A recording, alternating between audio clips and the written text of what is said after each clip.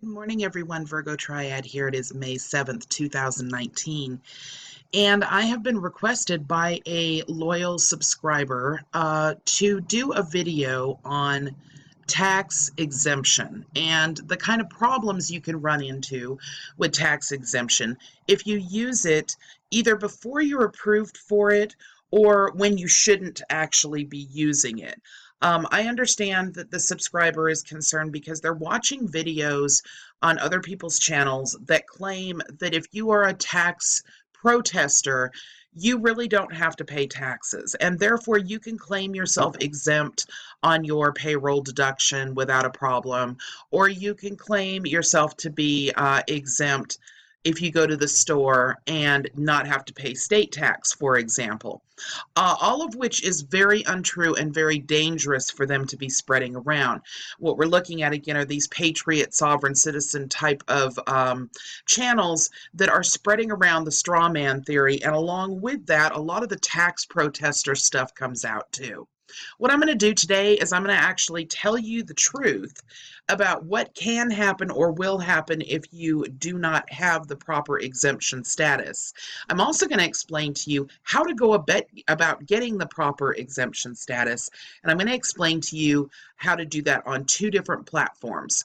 The first platform that we're going to be talking about is about individual taxes, income taxes, and how your W-4 can work with you or against you depending on how you fill it out. Secondarily, we're going to be talking about business taxes. And the reason why I think this is important is because a lot of these people who do these videos that claim that you can claim an exemption of state taxes, for example, as a business, they like to pretend like they are diplomats, or they like to pretend like they own businesses that they really don't, or they're just a slipshod version thereof.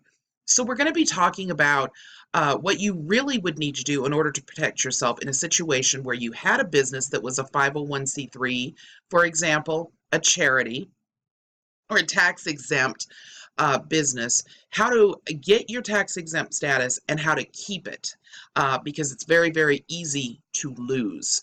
The other thing that we are going to be discussing is what could potentially happen to you if you follow these videos without actually following the laws that are very, very heavily regulated. So stick with me. We're going to be going over these things right now. Okay, so what you're looking at right now is a W-4, also known as an Employee Withholding Allowance Certificate. Now, claiming exemption on your W-4 can be really tricky business, so let's be clear about this because I don't want anybody confused. Form W-4 tells the employer the proper amount to withhold from your paycheck for federal taxes. And if you're interested, by the way, in finding out how federal withholdings are calculated, you can go on irs.gov, and there's all kinds of places that you can locate that information. I'll even link it in the description for you. Providing accurate information on the W-4 will guarantee that you won't have a large balance due when tax time comes around. A W-4 can also help you to avoid overpaying your taxes. As a result, this will put more money in your pocket throughout the year and give you the opportunity for a decent refund. When filling out a W-4, an employee has the option to claim exemption from federal withholding tax. If you claim exempt, this means no taxes at all will be taken out of your paycheck during the year to compensate what you may owe to the IRS. If you take a look here, you will actually see that number 7 provides you with a box that you can write exemption in. And this is where a lot of these videos are going wrong. They're automatically telling you to write exemption in that box before they give you the opportunity to really read the instructions on how this works. In order to legally claim exemption on your W-4, both of the following things have to be true, and they're written right here in number 7. First of all, in the past year, you had to have had no tax liability whatsoever. You legally could refund all of your federal income tax that was withheld, all of it. And the second thing that has to be true is for the present year, you intend on refunding all federal income tax that's withheld because you expect to incur no tax liability whatsoever. Both of these statements have to be true, or else you're not eligible to claim an exemption on your W-4. If you're indeed eligible to claim exemption, you can report it on the W-4 in box 7. You will need to write exempt. Writing this will guarantee that withholdings are absolutely not withheld in any way, shape, or form. In some instances, claiming exempt on your W-4 is not necessarily an option. Here are some of the circumstances when claiming an exemption would not be the right choice, and you need to listen carefully to this. First, if you intend on claiming dependents on your tax return. Yeah, big one. If your income includes more than $350 of unearned income, such as interest and dividends, you don't want to claim exempt. And if you will be itemizing your deductions, in other words, if you're not filling out an EZ form, a 1040 EZ, if you're itemizing your deductions at all, you don't want to fill out exempt. If you claim exempt on your W-4 without actually being eligible, expect a fairly large tax bill after filing your tax return, and possible penalties too. If both of the following statements apply to you, personally, you could be facing a $500 penalty fee. Here we go. Number 1, you declare withholding allowances on your W-4 that reduces the amount of your taxes withheld from your paycheck. And number 2, you have no justifiable reason for those statements or allowances at the time you completed your W-4. Claiming exempt can have major ramifications. When you're filling out your W-4, make sure you keep in mind what qualifies you as exempt and what associated penalties are for doing this. Now, I'm going to go ahead and go over this with you one more time, because for some reason, I think there are some people that just aren't getting it. Largely, those people are the people that are making the videos, and they're pushing them out to people who are listening to them. You may not like paying taxes, but the bottom line is the IRS is a very real entity that can severely screw your life up.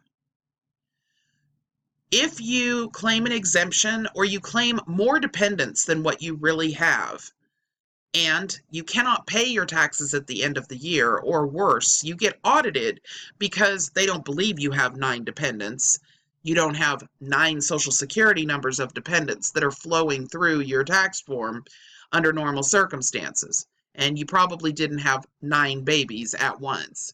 So it's not that difficult for the IRS to determine that you're not telling the truth. You're now looking at either tax avoidance or possibly even tax evasion. There is a difference between the two, and there's pretty big difference in penalties too. Tax avoidance is minimizing of taxes, using legitimate tax deductions, setting up tax deferral plans, and taking tax credits. So, let's talk about that for a second. You can legitimately take tax deductions on your W-4 by upping your dependent amount to, say, 9 dependents. Anything under 10 isn't immediately turned into the IRS. However, at the end of the year, if you don't have 9 dependents, it's now become very obvious what you've done. Now, small things like this don't necessarily trigger an audit for the IRS, but they can.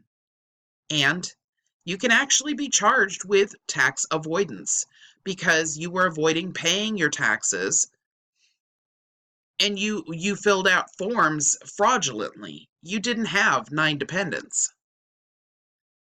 Filling out exempt on line number 7 of your W-4 form that we just went over is similar to that, but in some cases may even flow over to the tax evasion area.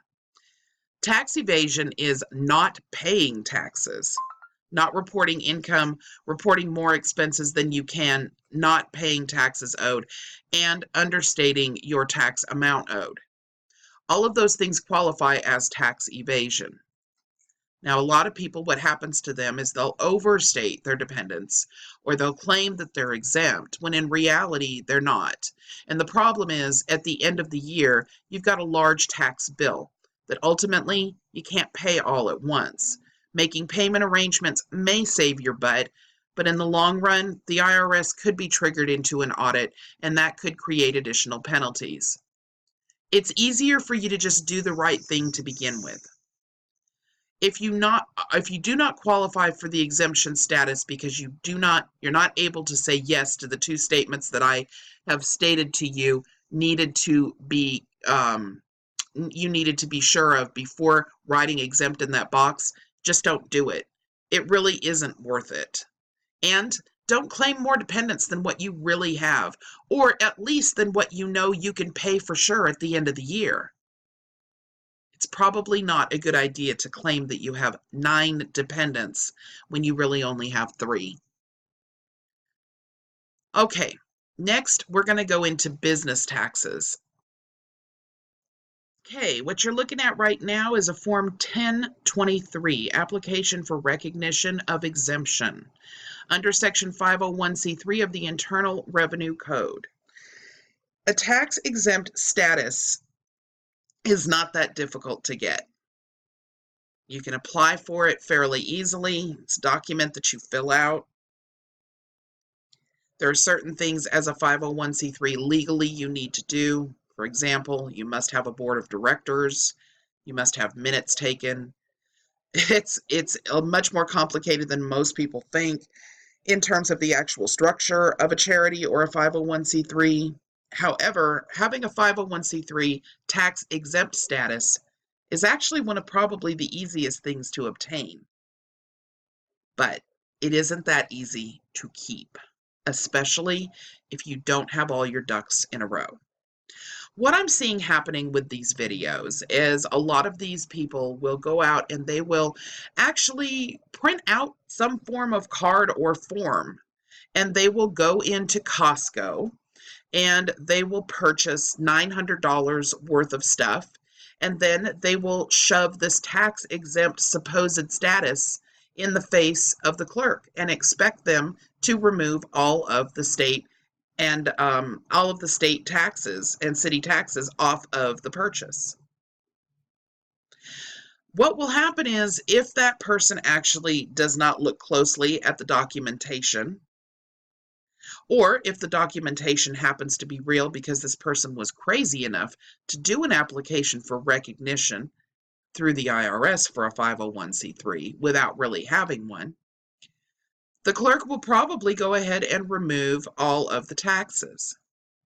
It doesn't stop there. For some reason, these individuals seem to think that it stops there, but it doesn't.